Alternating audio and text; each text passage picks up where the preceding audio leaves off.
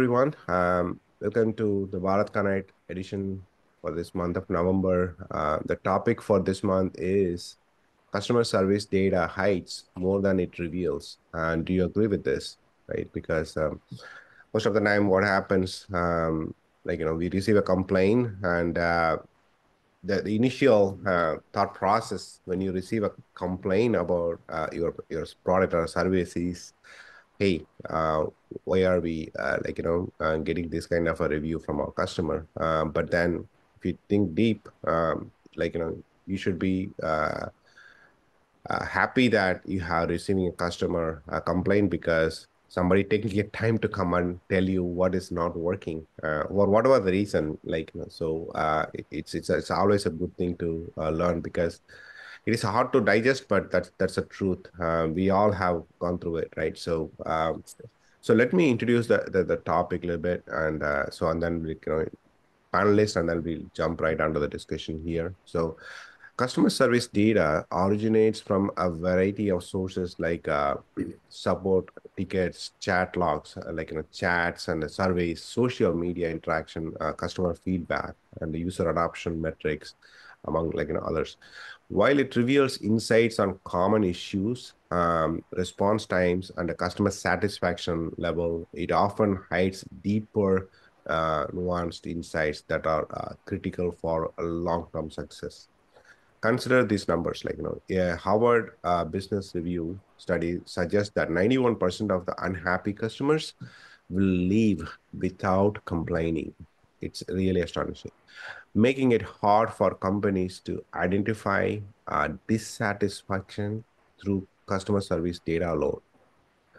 So if you are relying only on the data that you are having, now here, this statistic says 91% have left you without even giving you a call.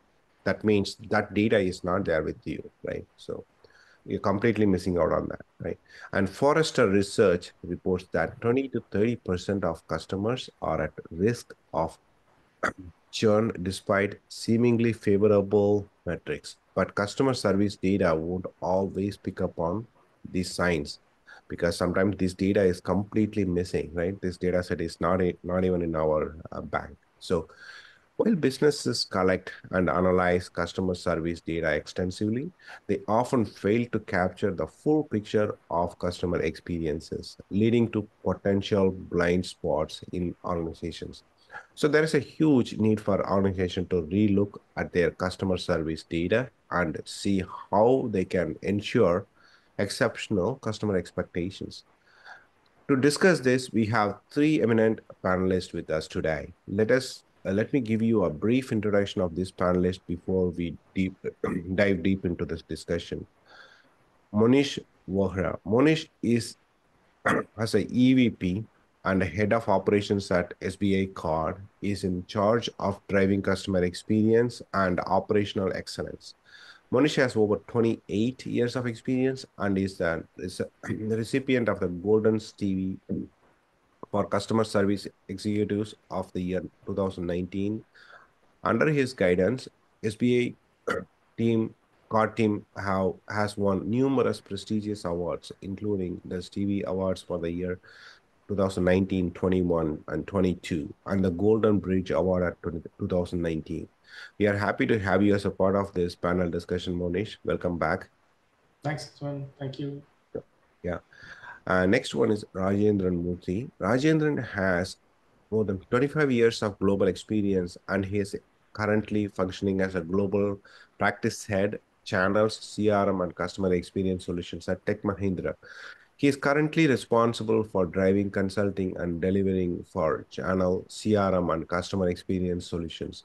He has successfully implemented customer engagement solutions for digital experience platforms, CRM, CX redesign, and contact center, hyper personalization, loyalty, customer onboarding, and customer analytics. Welcome to this panel discussion, Rajendran. We are happy to have you here. Thanks. Yeah. The last but not the least is Rajkumar Purushothaman. Raj currently works as a director of business intelligence and analytics at Zuzi Systems. Raj has more than 18 years of experience managing and delivering enterprise programs and projects of small, medium, and large scale initiatives in business intelligence, data analytics, software engineering, IT infrastructure, and operations. Prior to Zuzi, he had stints with FSS, Fumi, Minvesta, Inotrix, and Sutherland. We look forward to your perspectives in this panel discussion. Welcome to the panel, Raj. Thank you. So once again, let me say that topic one more time. Customer service data hides more than it reveals. Do you agree with this? So to help us understand this topic better, we have come up with a few discussion points, and then we are going to have panelists share their thought process. I'm going to direct at one few points at one-on-one.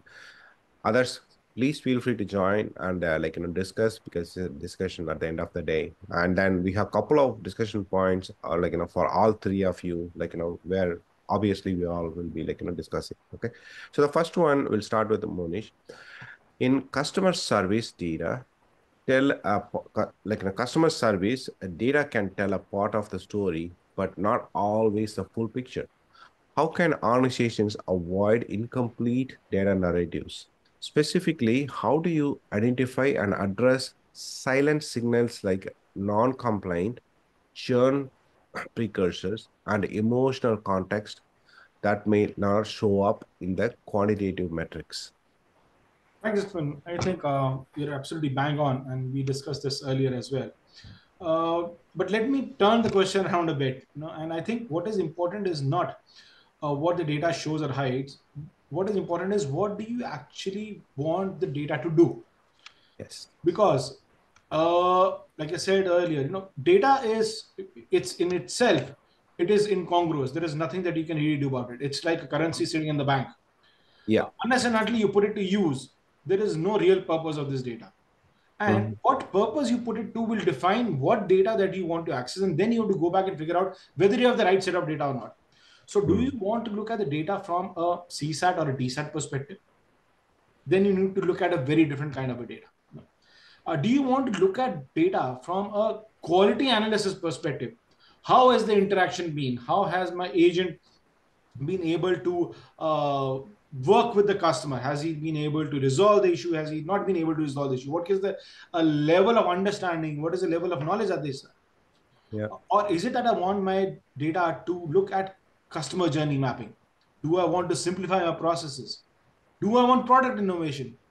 And last but not the least, the most important part is, do I want my data to actually throw out EWS, early warning signals? So I think what is important is for us to first of all figure out what do we want data to do, because there is so much data that we don't know what to take and what to leave out. And only when you are able to identify that this is the purpose that I want this data for, will we be able to actually go back and look at the golden source of that data. So if let's say if you're looking at customer journey, for example, if our end purpose is to make sure that we simplify our processes, and that is what we are tasked with, then there is a specific set of data that we should be looking at. And again, that set of data, like you mentioned earlier, is, do we look at only the qualitative aspect or the quantitative aspects? Both of them have to come in together. So everything is not just numbers. While we call it data and data, I think the biggest mistake that we always make is in terms of looking at data only from a numeric perspective, which is the quantitative part. But if you go back, most of the insights that you will get, for example, for a customer journey mapping, will loop back into what the customer put in as a verbatim in a CSAT. So it's not really, for example, did the customer give you a 1 on 5 or a 5 on 5? What is it that you give the customer a chance to actually put down, even in 10 simple words, if you let the customer put down what is the exact issue, why he's rating you good or bad, then you will be able to decipher whether it is actually a 1 or a 5 or a 3. Again, an example from real world for us, a customer may come and give a very poor rating to an agent.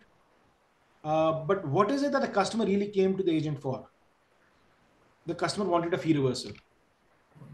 And the customer was not eligible for a fee reversal.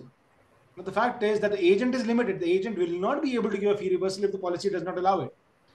So here we may say that the agent is bad, but the agent was given a one not because of the way that the agent was able to assuage the customer or deal Yeah. with the customer. The fact is that end of the day, even if the agent was the best of the agents and he was not able to do the reversal, sorry, he would end up getting the bring back.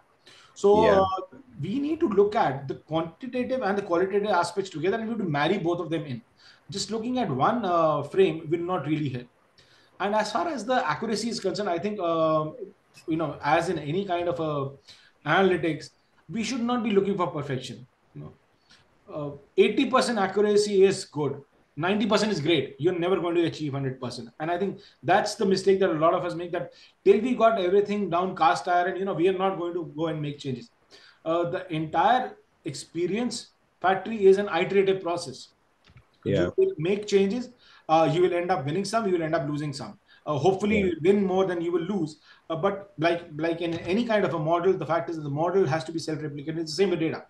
Unless and until you Yeah. keep on working on the data, you will not be able to fine tune it. And Right. do not expect this to give you, a miracle the first time around. Yeah. Yeah.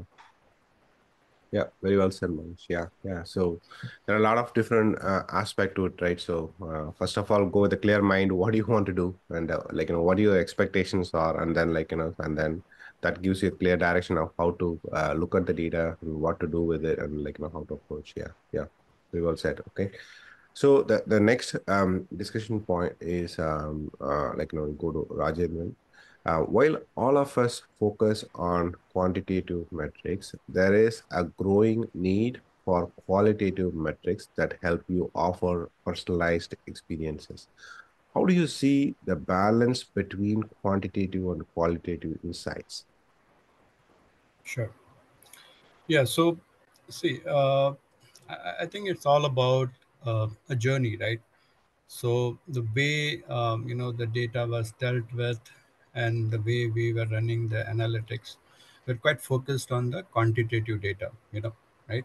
We'll always talk about how are we doing in terms of increase in a banking context. We talk about how many new cards I have been able to onboard this month or this quarter, for example, right? Yeah, On the negative side, we'll be looking at what were the churn prediction, what was the churn for a particular product, right?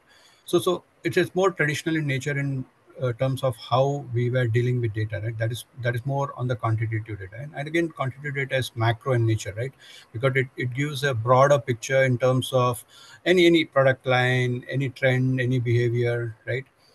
Qualitative insights is not new, but again, the realization has come now in terms of why we should be looking more into the qualitative aspects in terms of the insights, right? And then again, if we and again I think it was always a missed opportunity, and I would agree with what some of the examples Monish was saying, right? uh, when he took that example of a call center call, right? There is a best agent who is sitting, yeah, and he's dealing with a very frustrated customer. Still, we only looked at the aspect of yes and no, right? So he came for the service, we said no for that service, and it ended there, right? So I think, and then the way some of the newbies like the Ubers and Amazons, they deal with complaints and issues. You can see a lot of those qualitative aspects, in terms of how they engage you, in terms, even if it is a complaint, right? They give you various choices. So again, end of the day, what they are trying to do is they want to engage with that customer. Even if they want to say a no, they want to do that with a valid reason, right? So from that perspective, I think in terms of balancing the quantitative and qualitative, I would suggest that while you look at the broader aspect, also double click on that broader aspect to find the root cause. Find out whether it was a behavioral issue or whether it was something to do with the product line, and that is where you should look at the qualitative insights, and then there are various tools that help us reduce, for example, the simple thing like feedback, right? When you yeah, seek a feedback, you simply give a checklist, you give a 1 to 5, and you just focus on the numbers, right? I think it should be more descriptive in nature, in terms of if you have given 5 or if you have given 1, what is the reason, why you feel that this service is very good or why this service is very bad, right?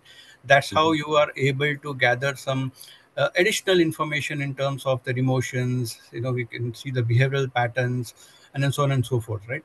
So yeah, so I think in terms of it's not a balancing act, it's more of a macro and micro. So wherever you feel you need a double click, please go ahead and do that double click and try and gather those insight. And again, followed by that, there should be an action. I think there is also a missing link there, because we have a lot of data, we run a lot of analytics, we run a lot of models, but I think the action that we are supposed to take after that, we miss on that, right? And I think that is very important in terms of what is the next best action, in terms of how do I react to that problem. That is also important, while looking at these insights.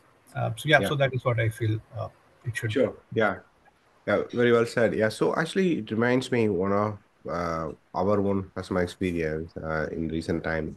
So we were we were working with one of the big retailers in South India. So during the pandemic, so we were trying to help them out with the feedback and surveys and everything. So what we found interestingly is one of the feedback what they got is so how we uh, designed that the survey was not traditional way of giving 1 through 5. So what we did is just asked a question how did you feel about your recent visit, right? Just give your own in your own words explain whatever it is so they talk about it, the experience, and then we record it, and then we bring in that result back. So one of the response from a customer in a tier 3 city was, hey, you have your shop in tier 1 kind of metropolitan city, and then other places, but um, right now I am living in my native place. With the pandemic, we all know work from home, right? So we don't have to live in big cities, and so we all are working from home, which means I am in tier 3 city, and I'm expecting to find some dress like I used to when I am in the tier 1 city, because I am doing a video call. I'm on a going on a video call, so I want to get something like that. But then when I go to the same shop, I was thinking it is going to be here, but it's not here. Why? Why not you have carry the same item here, right? It was an eye opener for for that particular retail, right? Because hey, I already have that product, and why not I put it out there in the tier 2, tier 3? Maybe it was not needed earlier, but then now it is, right? With the pandemic, people have moved out, and so like Manish and Rajendran explained, if you had a number, right? If you ask the customer to rate it, maybe he would have given a 1. But then what that 1 means, right? Yeah. Like what do you do with that 1? We know it's bad, but then what do you do with it? There's not much you can do. So yeah, it's very important that way. Yeah. Mhm. So I thought I will bring that point here. Yeah, very well said. So the next one, for all three of you, I am I'm sure AI helps bring out deeper context that traditional methods may miss. Can you talk us through some examples or use cases where AI has helped drive meaningful improvements in customer insights? Rajkumar, if you want to start, and Sure.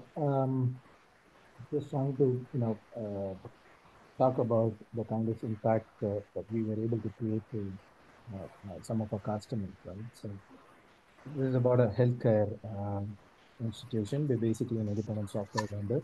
They have a product shop, and they're primarily into, obesity management. Right?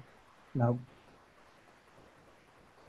it's important for, for the company to actually bridge on one end the patients. You bring in the patients, and the other end you bring in the providers, right? So providers are nothing but the doctors and the related, clinics associated with it.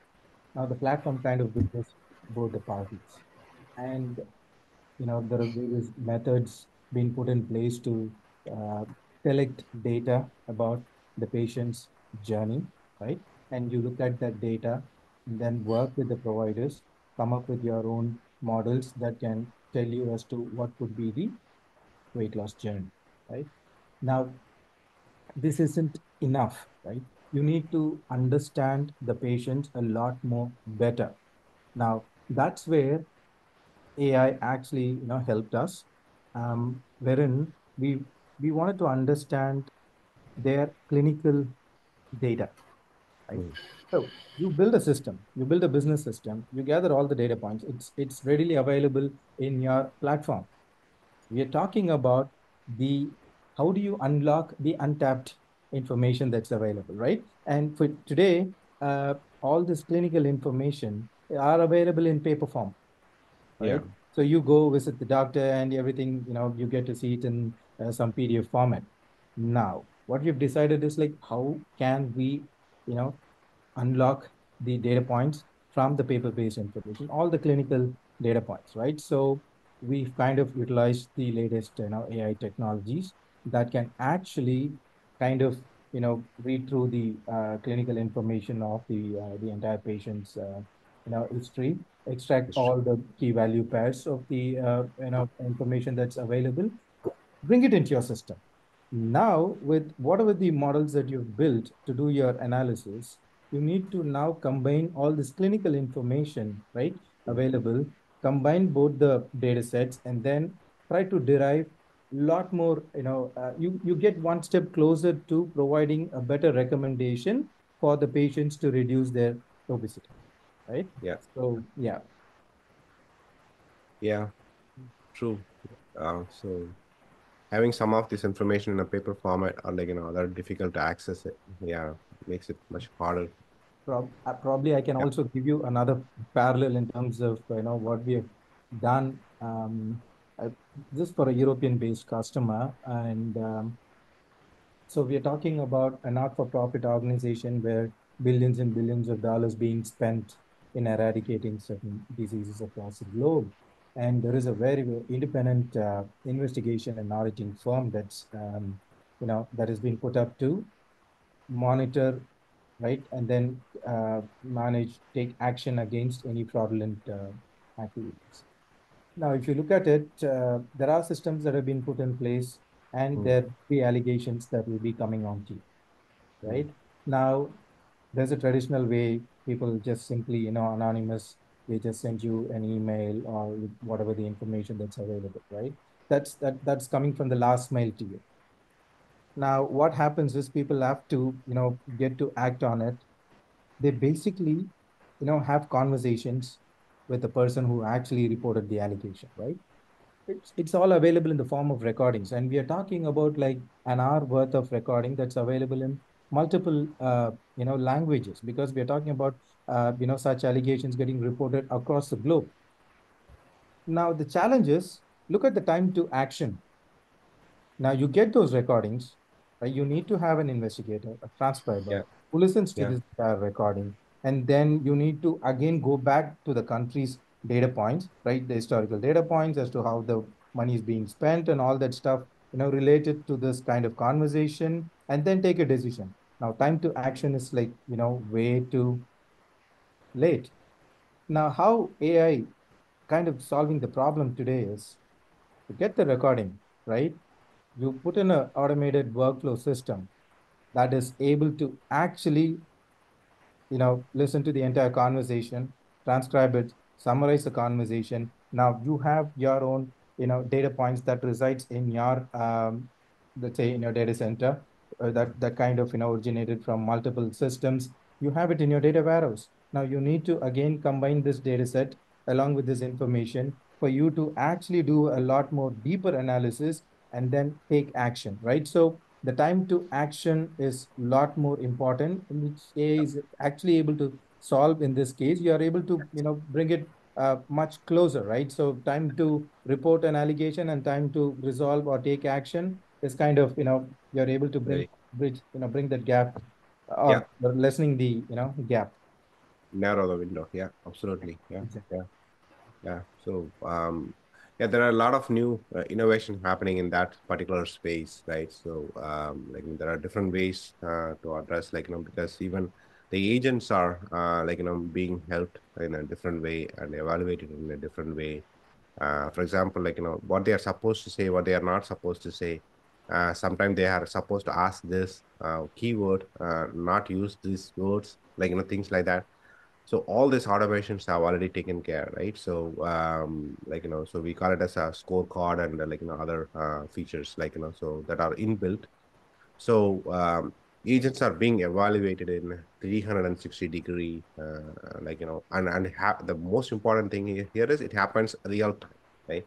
So what it enables you to do is it enables you to identify if anybody is like going out of the way, or like going in a way that they are not supposed to, and be able to give you like ability to take action right away. It's just like a steering your car, right? So all the time you need to keep your hands on your steering all the time, right? So just like giving constant feedback and make sure like you are staying on your lane. So yeah, very very good point, Rajkumar. Okay, so Monish, Rajendra, you want to add anything to it?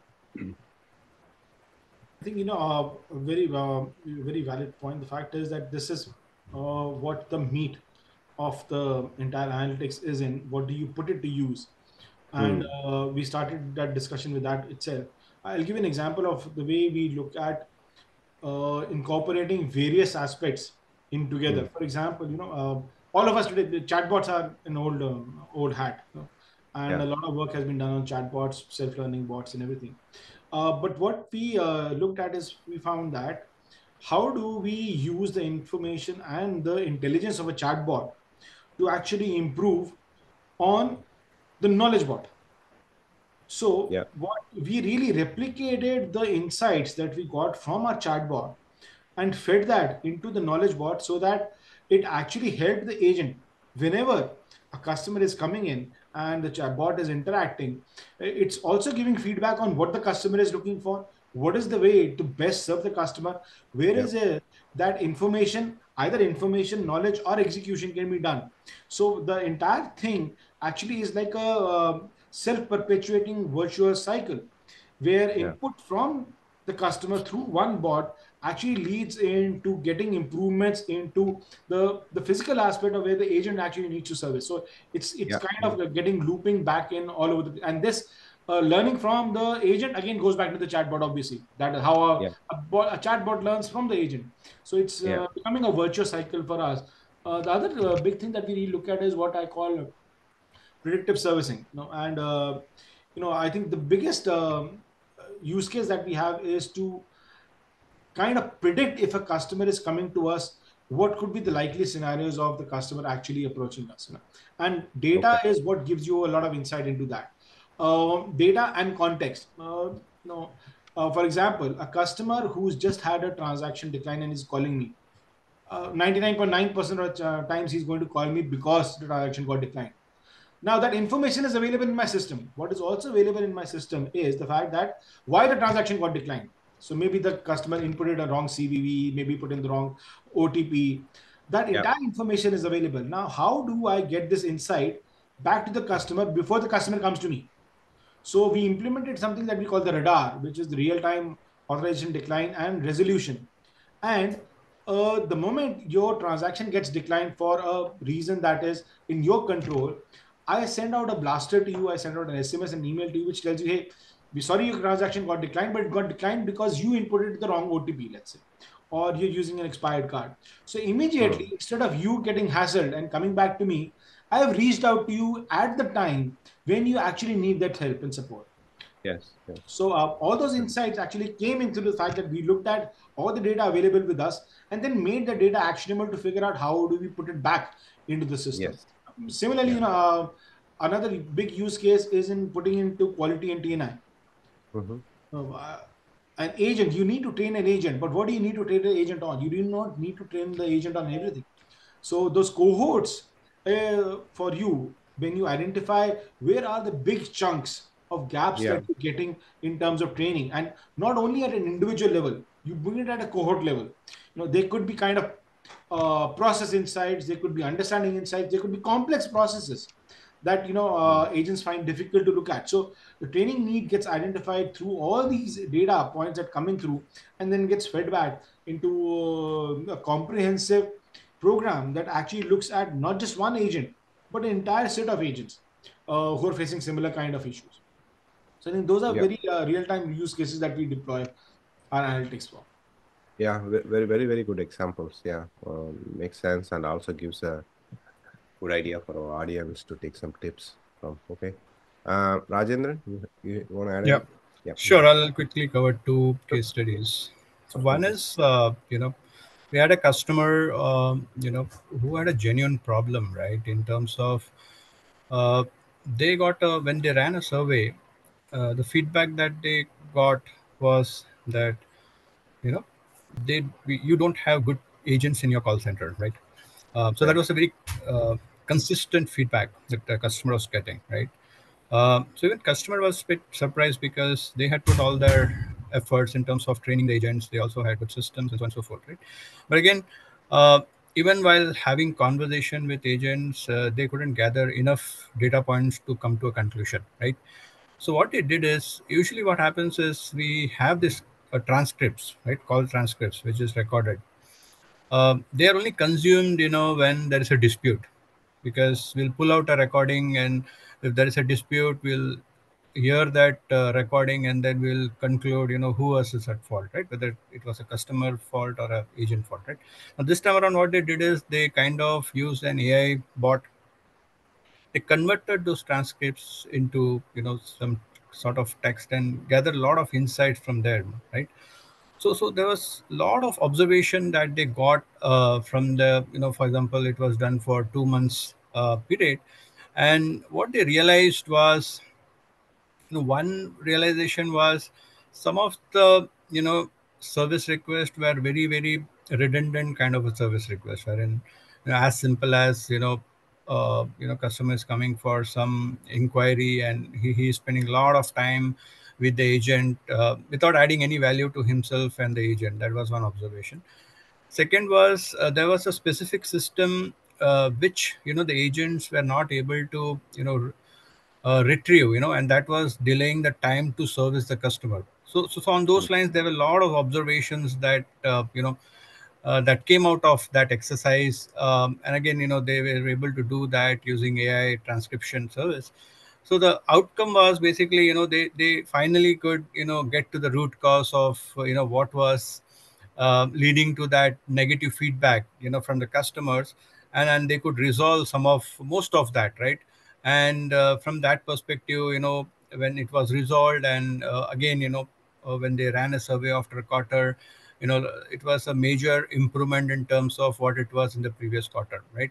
So I think a simple AI, model of just how do you interpret, the transcription and Mm. generate some value out of that, it helped them improve their CSAT score. That was Yeah. one case. A similar case, wherein what happened is, the customer, they came up with a very, loan origination, self-service loan origination solution, for the Yeah. end Yeah. user, right? But what was happening is, in the loan origination, there are some 10 steps, right? You give your number, then there's a credit scoring done, and so on and so forth. Right?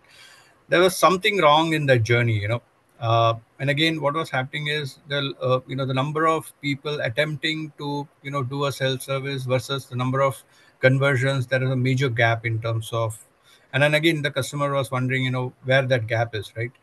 So again, this time around, they didn't want to do a survey, because they knew that if they do a survey, definitely it will be negative. So what they did is, they put a AI bot, right? So what the AI bot would do is, as the person is, kind of filling the form or is in that journey, it will assess that user in terms of if he's getting stuck in a particular step, right? Mm. So that was very effective, because the AI assistant kind of guided the end user in terms of, what should he choose, and what does Okay. a particular input means and it does not mean, right? Those kind of things. So it was a Okay. simple guided tour for the end user, and then using that, what they realized is they had a better results after putting the AI assistant in terms of the completion of the learn application versus the issues that they were facing earlier when there were no AI assistant, and customer would get frustrated and just end the journey abruptly. So that was just two use cases where simple to AI models were applied, and it definitely helped the customers to generate some value out of it. Yeah. So good examples. Yeah. Okay. So let's move to the next one quickly, discussion point. Rajkumar, it's for you. One of the biggest challenges organizations face is narrowing the gap between customer service data and effective churn prediction. Can you speak a bit about the kind of customer service data points that businesses should be paying more attention to in order to predict churn? So, so first and foremost, any organization for that matter, um, going to any of this B2B business or B2C kind of a businesses, the ability to collect data, have the right data foundations built is going to be the first and foremost important, you know, um, aspect of we looking at data and then generating insights out of it, right? So the Yeah. data foundation is going to be the key. And I'm sure like all enterprises today, be it small, medium, and large enterprises, uh, fairly have the data foundation layer built. Yeah. Now, what we are talking today from a churn prediction is the scale of operations, right? So that's where the challenge is going to be.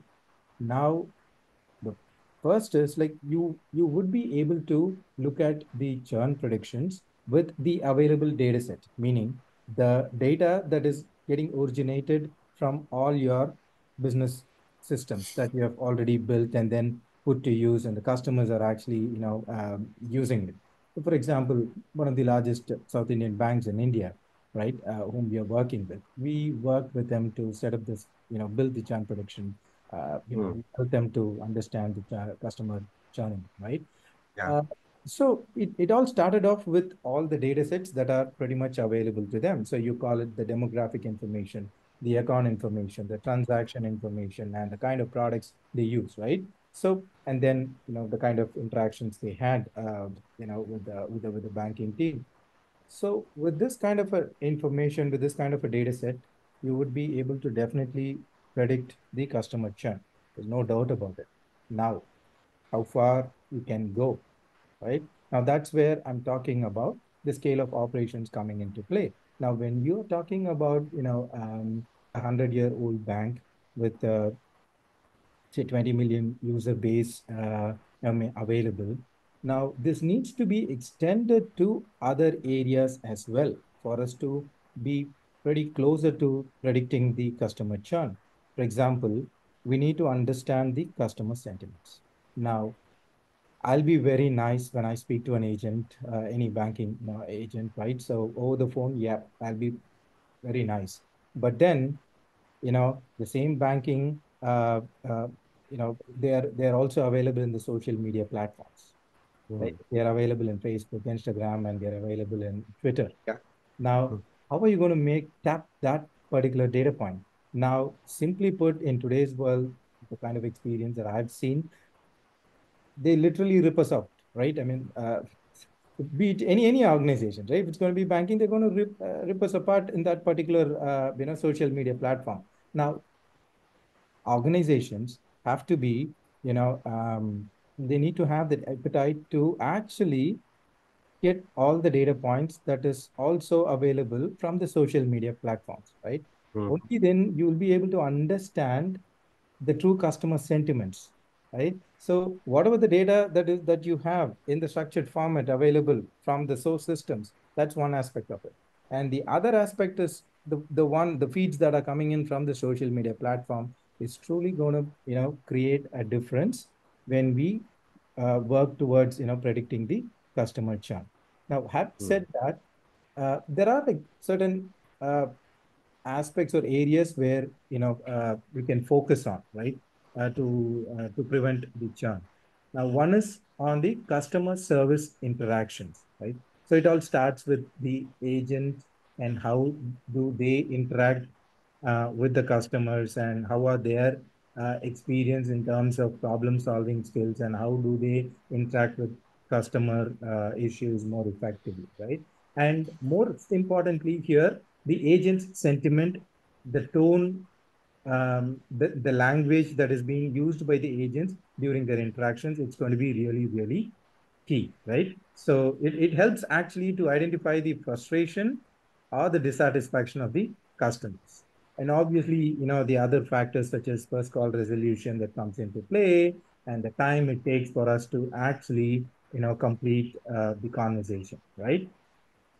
The second most important aspect that we should be looking at is from a product usage and behavior standpoint, right? So we should be closely looking at the kind of product, the product or services that have been adopted by your customers. Let's say today when we talk about bank, there are many channels, right? So you can talk about online banking, mobile banking, right? You have the branch banking. Like, how does the and there are different products, right? So one particular customer, he has got access to multiple services within the same bank, but how is he putting to use all the services that have been given to him, right? And then how is he using all your channels effectively as the usage come down, right? Is he not using any particular channel? Is he not using any of your products per se, right? So we need to understand that so that it helps the banking operations to actually look at what is exactly required, and then come up with personalized recommendations. It could be a typical product cross-selling and upselling opportunities, right? And the third aspect is on the finance behavior per se, right? We'll have to have a very close watch when it comes to the transaction patterns, right? If a customer has got a loan, right? Uh, let's take this scenario, right? I'm your customer, and I've been having my savings account for quite some years now, but I have not come to you for any of the loans. Could be personal loan, it could be a home loan, or it could be anything for that matter. But how do I actually understand this particular, I mean, why is he, why this customer doesn't need any loan per se? The reasons could be, very different. But when I actually tap into, the credit score data, I get to understand, I'm the same customer is actually taken up a loan from a different bank. Now, so that gives you, an additional edge for you to use that data point to actually have a conversation to understand what the customer's expectations are, and then, go ahead and sell your, products, whatever, Yeah. right? To do whatever it takes. Yeah. And as I said in the beginning, customer sentiments and feedback are going to be really, really important. Yes. And all the organizations that we're talking about should have the appetite to actually ingest data that originates from all these social media platforms, and then build the right set of models that can utilize both the structured and the unstructured data points that the ecosystem has, and Yeah. the churn prediction, right? So, and let me also tell you this. The actual churn, predicting churn, it starts when you're onboarding a customer, right? How has been the experience when you onboard a customer? How, I mean, has it been, a great experience for them? So we'll have to start looking at it from that perspective. And Yeah. lastly, you'll have to actually go through the entire, every product has got its own life cycle. So we will have to be looking at every stages in a product life cycle to see how the behavior of the customers are. Right? So by doing all this, in my sincere opinion, that what is as you rightly said, the lot of data points, it hides. So we will have to slowly unearth these data points, that is originating from all these Yeah. different channels. But I just wanted to close my thought with one data point. we should also try and understand the bad fit customers. Right? Now, do you really wanted to spend your time and energy having, talking to a bad fit customer that doesn't actually fit into your ecosystem at all?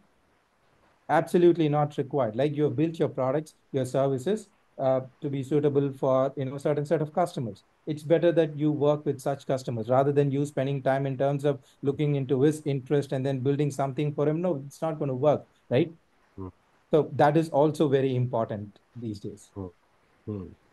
Yeah, that's a very well, yeah, pointed out that point actually. So because it is not easy to do that, right? So it's very, very controversial and counterintuitive. But yeah, it's a because of the AI now, we can do such things, right? Because you can look at the same thing in a different point of view at the same time, right? And see what, like, what is the best action we can take. Yeah, yeah, absolutely. Okay, so actually we have a little bit less time for this question for like all three of you on the last discussion point. Let's see how we can quickly go through, and then we'll answer a few questions from the audience after this. Um, in your experience, what are some real life examples of early warning signs from service data that organizations should be wary of? How can businesses act on these early signals before they escalate into bigger issues like customer churn? Who wants to go first? Yeah, so I'll take it Yeah, first. So I think this early warning, it could be both positive and negative, right? And I think here yeah, we are only, this question was specifically on the negative side, right? yeah, Uh, yeah, so I think as Rajkumar spoke, he already have mentioned a lot of them, right? So one is basically you see for a particular customer, you see the pattern, his behavior across the channels, right? Like for one or two channels, he would be having very good experience, but it's quite possible in the other channels his experience is quite bad, right? So that's number one, right? yeah, Number two is second, what happens in real life is it all depends on that product, right? For example, credit card, right?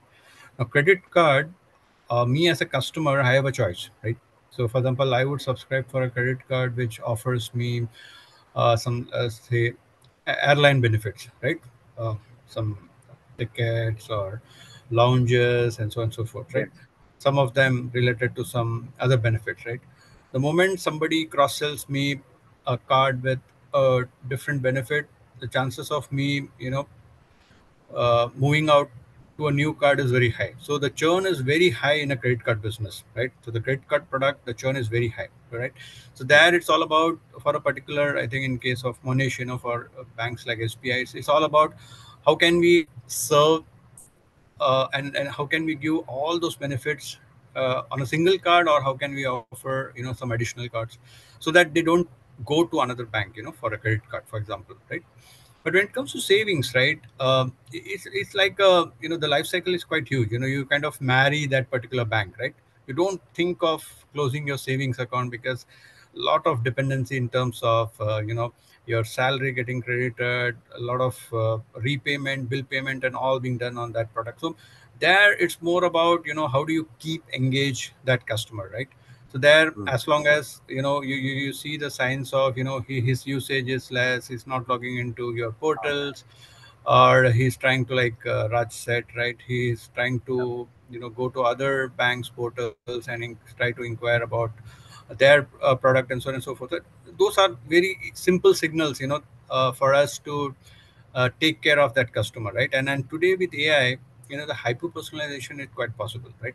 Earlier, the way we would do is we would do a sampling saying that customers with this pattern, customers with this behavior are likely to get churned, right? But today we have better solutions, right? We can have very very personalized solutions for individual customers with AI, right? mm, So I think in terms of early signals, there are a lot of early signal signs. But what is more important is how do you act on it?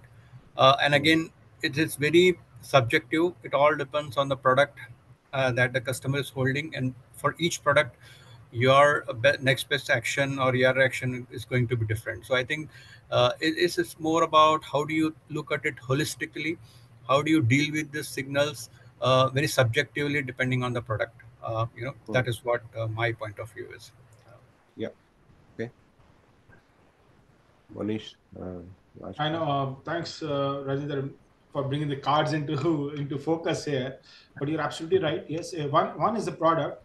I'll extend the logic, however, to say that end of the day, I've always been saying the fact is that if a customer is coming to you, any sign of a contact actually is a sign of dissatisfaction at some level.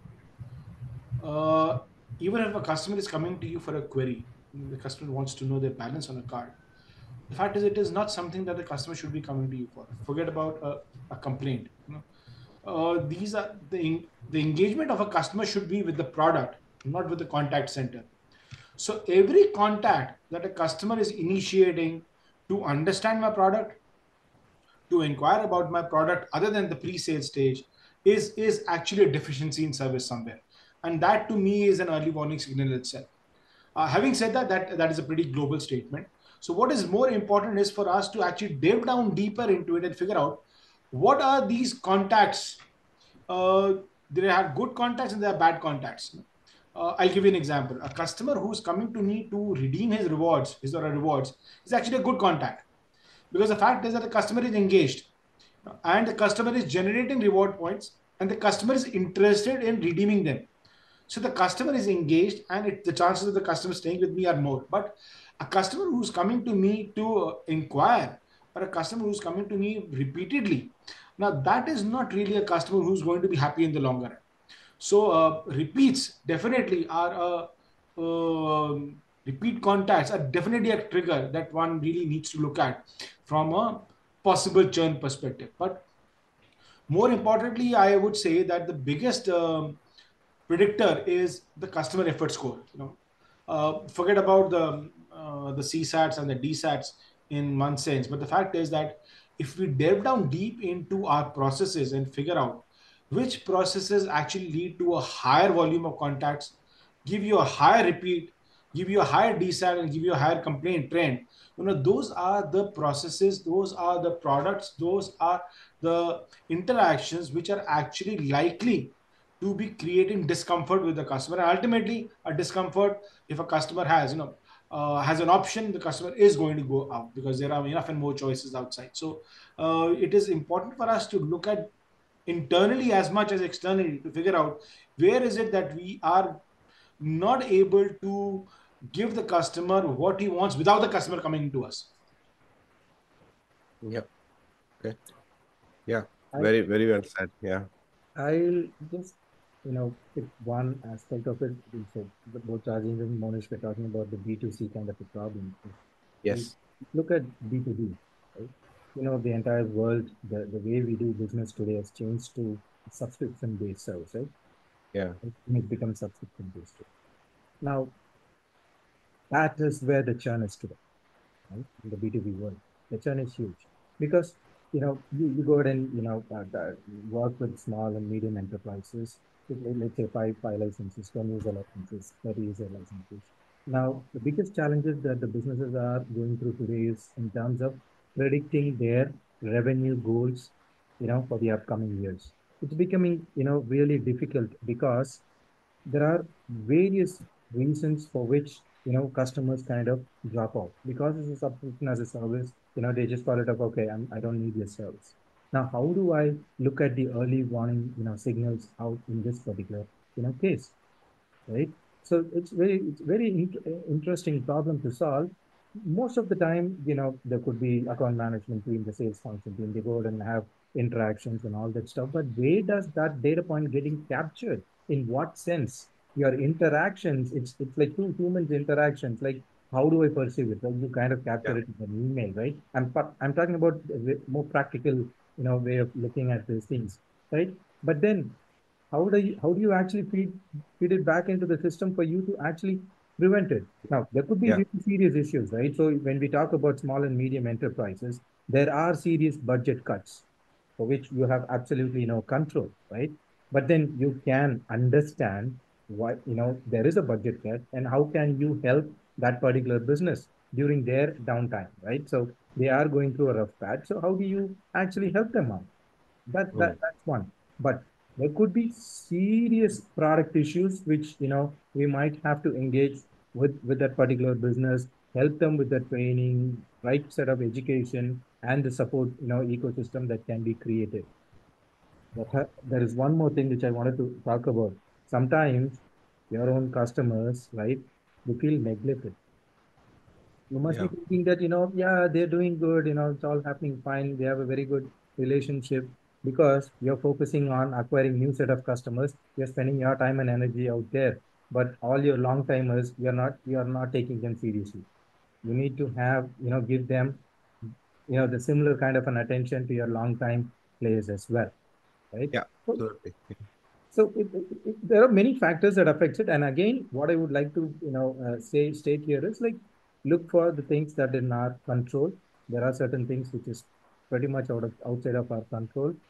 Yeah. Classic example. I'll stop here after this. Right? Let's say you work with a small enterprise and they had about 25 years of license, but then the CIO changed. The new CIO has come now. He's so fascinated about another product or another business, right? And he's going to engage with them. Like, what is that you can do in this case? So we will have to be looking at things that are in control, go behind those areas, especially the conversations that we have. We need to fit those conversations back into the system to see how best you will be able to, look at these early warning signs and then prevent the churn to happen. Okay. Okay.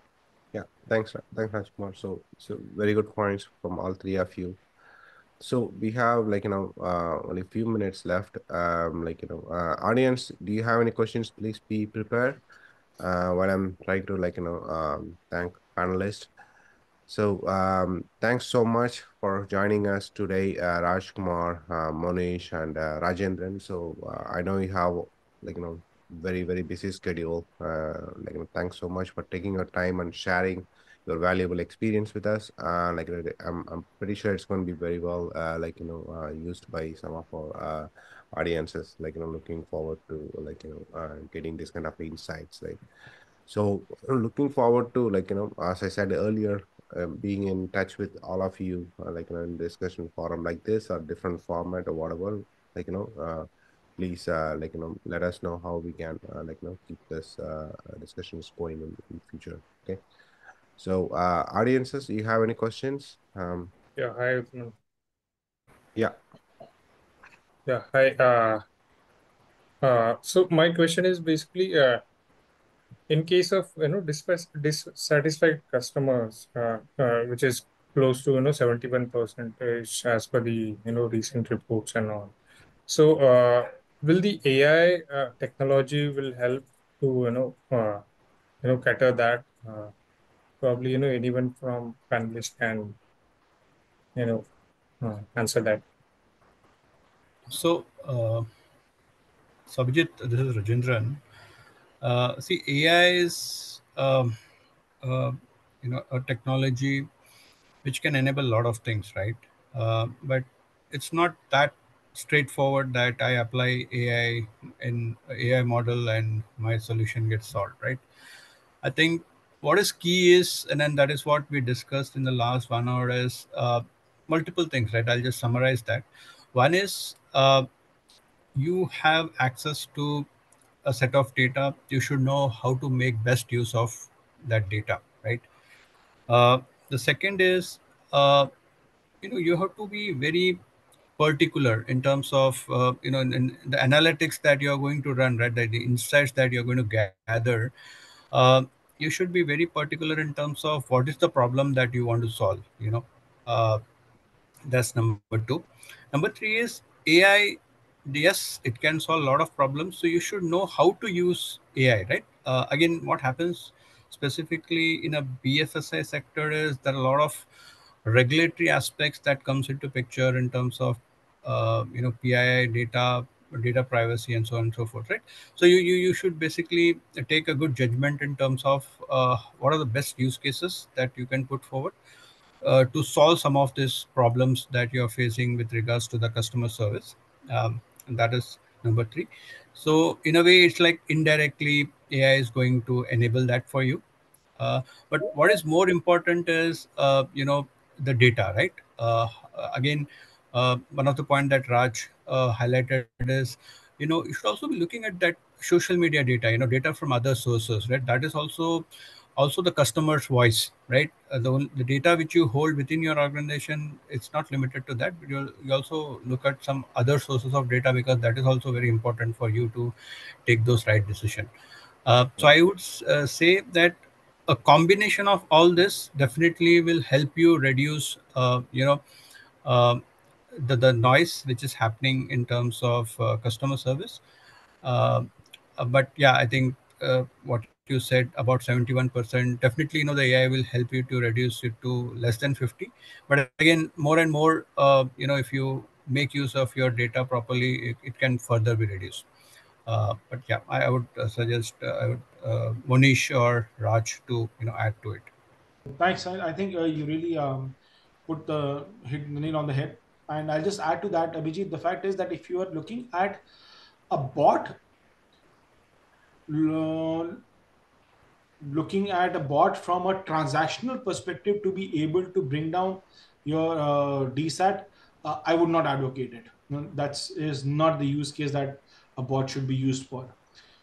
The AI that we really need to look for is for analytics. It is to look at the entire set of data. See, that is the power of AI, is its ability to churn and throw meaningful insights. So it will show you those patterns, it will show you those word clouds, where it will show you these areas are where the DSAT is originating from, and that is where these are the areas that you need to attack it. But at an individual level, I would not advocate using any kind of a tool for interacting with the customer to assuage their dissatisfaction. Yeah, very well said. Yeah. Yeah. Thanks, Monisha. Thanks, Rajendra. Thanks. Yeah. Thank you. Any other questions? Otherwise, we can wrap up the session. Okay. Since we're already running short of time, so yeah, I'll take that as a no. So thank you so much once again, Monish, Rashika, Rajendran, for joining us today. So looking Thanks. forward to have many more sessions, and thanks so much for all your experience, sharing your experience. We greatly appreciate it, and looking forward to talk to you all soon, sometime in future. Have a Thanks. great. Thanks. Thanks. Yeah. Thank you. Thank Thank you. you. It's been a pleasure. Thank you, audience. Bye.